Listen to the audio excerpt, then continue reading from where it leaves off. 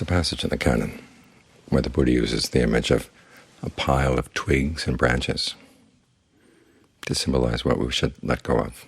He asks the monks, if someone were to take the twigs and branches in this monastery and set them on fire, would you say that they're setting you on fire? And the monks said, well, no, because those things are not us, they're not ours. And the Buddha says, in the same way, whatever is not really yours, let go of it. That will be to your long-term welfare and happiness. And what is not yours? 5 aggregates: form, feeling, perception, fabrications, consciousness.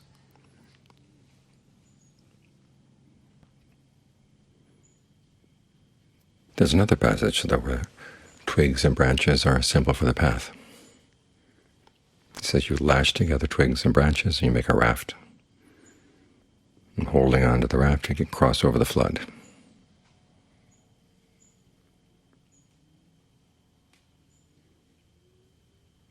So in the second case, the twigs and branches are something you hold on to provisionally for the purpose of getting across. Of course, you know the image that when you get to the other side, then you let the raft go. You don't carry it around on your head.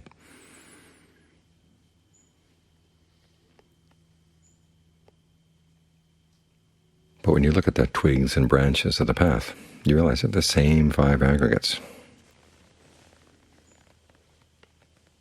You're sitting here in concentration. It's part of the path. You've got the body, which is form, or your experience of the body is form. And the feeling of pleasure that you're trying to create through the way you pay attention to the breath.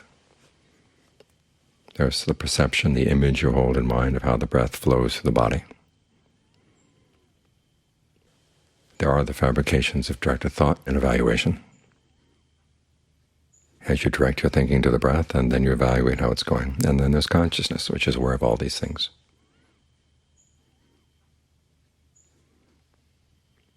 As you develop discernment, you're going to be using perceptions of things being inconstant, stressful, not self, as a way of developing a sense of dispassion for them.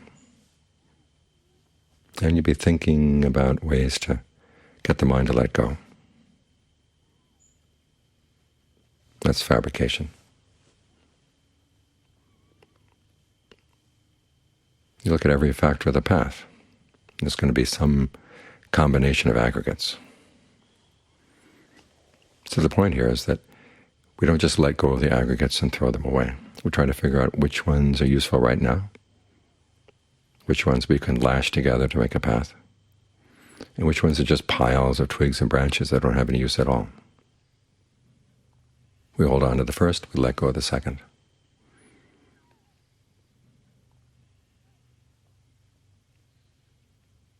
It's in this way that we create a refuge for ourselves. When the Buddha talks about making yourself your refuge, he equates it with making the Dhamma the refuge. In making the Dhamma the refuge, he equates with establishing a mindfulness. Here, too, there's an image of a flood. You're trying to build an island, or at least a safe place above the island.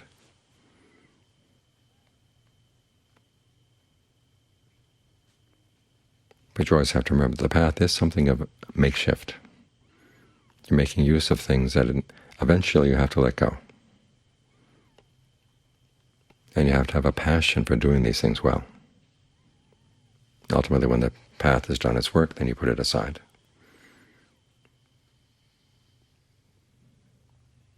But to do its work, it has to help you first develop this passion for everything else. So you hold on to this. And you learn how to use these aggregates. Don't look down on them. And John Lee says we have to look after our aggregates the same way that a person looks after a wound on his body. If you decide that you don't like it, that it's disgusting, it's got blood coming out, or it's got lymph coming out, you don't take care of it, it's going to get worse. So you take care of your aggregates. Learn to get to know them. Form is the sense of the body as you feel it from within. In other words, your experience of the body that no one else can share.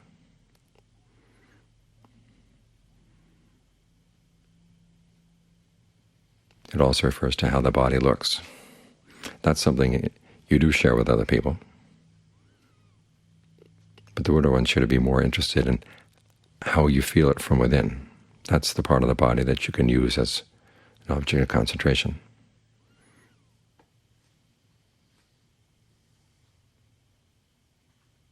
You could also look at it in terms of how it appears when you take the different parts of the body apart,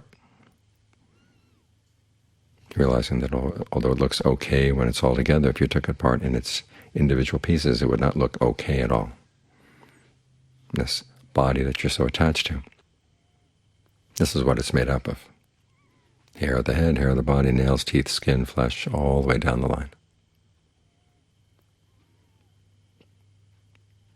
But again, you use that contemplation to get yourself away from the appearance of the body to get more interested in how you experience the body from within. Then you try to inhabit it well. You work with the breath energy. When you breathe in, how does it feel? We're trying to create a feeling of well-being here. And the Buddha says simply by careful attention to the breath, being alert to the breath, you can make the breath comfortable. He doesn't go into the details. So John Lee gives some of the details. You experiment with different rhythms of breathing. Experiment with different ways of conceiving the breath. When you breathe in, you can think of it coming in different spots of the body. Or as it comes in, you can think of the breath energy itself originating at some spot inside the body. And as it spreads through the body, ask yourself, does it feel good? Or are you tightening it up here or squeezing it out there, blocking it here? If you sense any blockages, think of them dissolving away. This is when you use perception.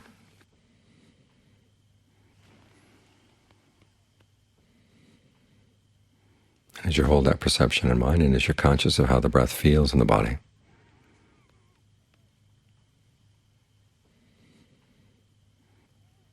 then you evaluate how it's going. That's the fabrication part.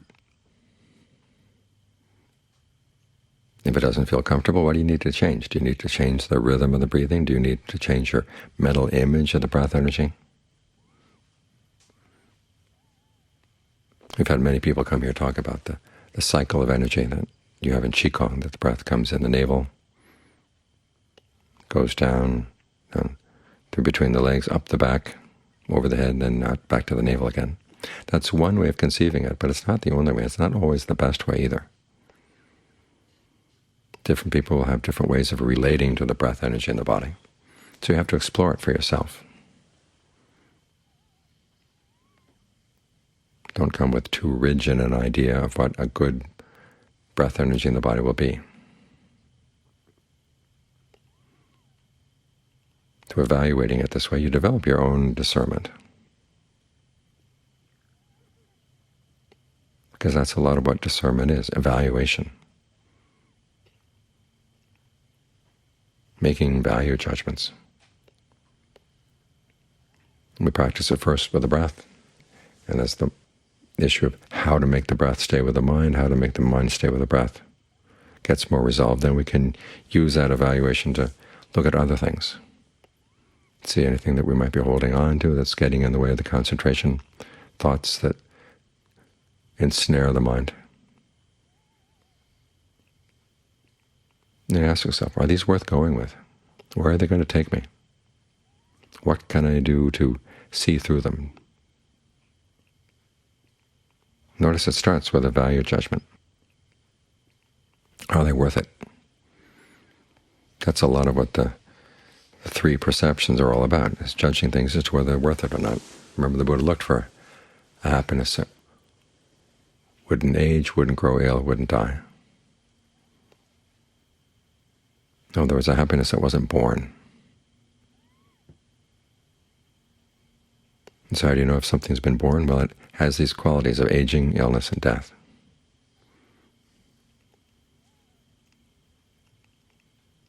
And the three perceptions deal right with that. Aging, of course, is inconstancy. Illness is stress. Death is not self. You've got to let go of everything at that point. All the things you've identified with, all these aggregates we have here right now, you're going to have to let go at some point.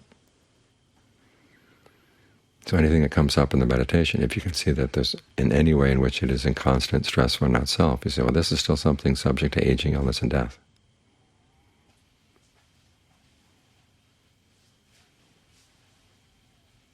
So this is not what we're after. However, the path itself is also subject to aging, illness, and death.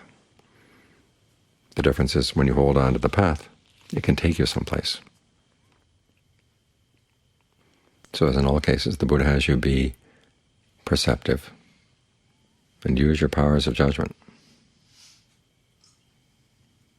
It's the same with pleasures and pains on the path. There are some pleasures, when you indulge in them, that lead the mind to get lazy, heedless, proud that you have that pleasure, other people don't have that pleasure. And in that case, that pleasure is a danger. There are other pleasures that enable you to let go of that kind of pleasure. The pleasure of seclusion, the pleasure of living in harmony with the group,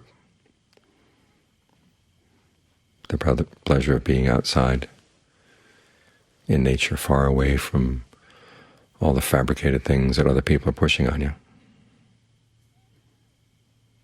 These are good pleasures, and then of course they help lead to the deeper pleasure that comes from being in concentration. So you have to learn how to use these value judgments wisely. As you're working on concentration, you don't focus on the concentration as being inconstant, stressful, and not self. You focus on anything else that would pull you away.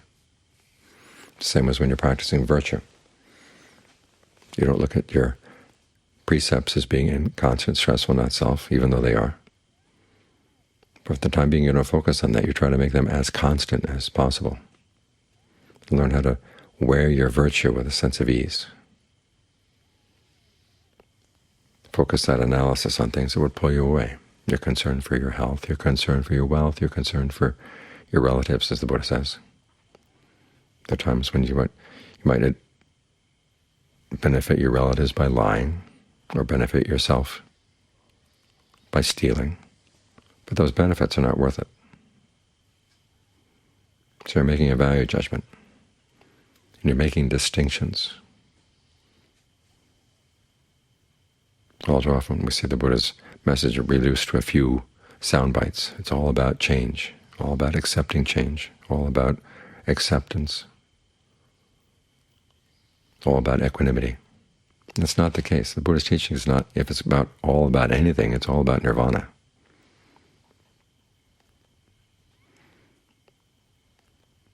As for everything else, you use distinctions as to what helps you get to nirvana and what gets in the way. So you have to fabricate the thinking, fabricate those value judgments that will help you decide, is this heading in the right direction or is it heading in the wrong direction? Am I holding on to twigs and branches that are going to just weigh me down, or I'm holding on to twigs and branches that are going to take me across the flood?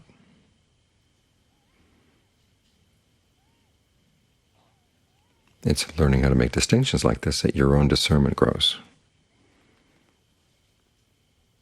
And it's only when your discernment is yours that it really works. As long as it's simply something you've memorized from somebody else, it can work to some extent. But it's only when you start applying it that you understand what it's all about. There's a Pali term, atta, A-T-T-H-A, which means meaning, but also means purpose.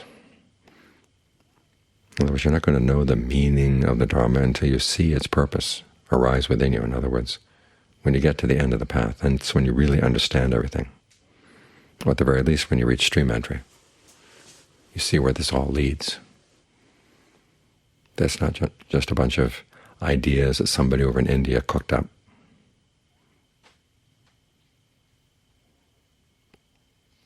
These twigs and branches really do help you cross the flood.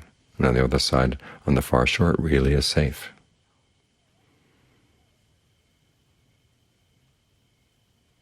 Things over there are not inconstant, they're not stressful, they're not self, they're not self either. The whole question of self and not-self doesn't apply. But you use the Dharma. In some passages in the canon, they point out how you use the Dharma to get beyond dhammas of all kinds. So whatever is useful, realize, okay, this is makeshift. You hold on to it to the extent that it is helpful, but you also learn when to let go.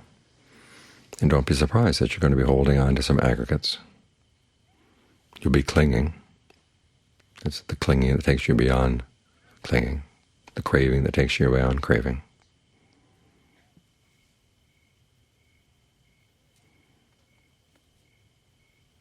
But these twigs and branches have their uses.